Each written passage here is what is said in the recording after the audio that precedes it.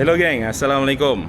Hari ni Abang Boto nak ajak pergi makan dekat satu nasi kandar yang agak sedap tapi jarang orang pergi kedai ni.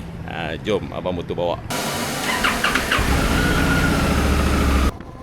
Right juga geng. Solat jangan tinggal.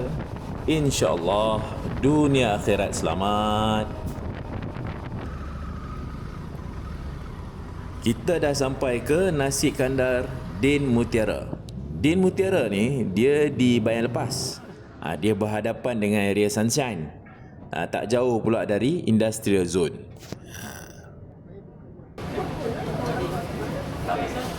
Kuah campur, ayam goreng, bawang bendi.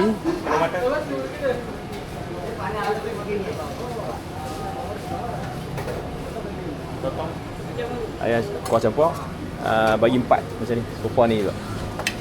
Makan lah. Bungkus. Oh lah, sorry.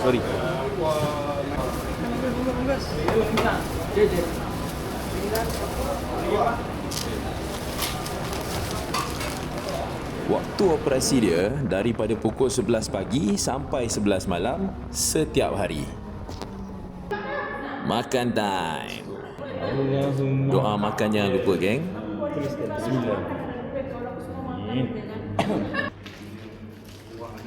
Abang Botol bagi 3 thumbs up. Memang betul-betul surmia.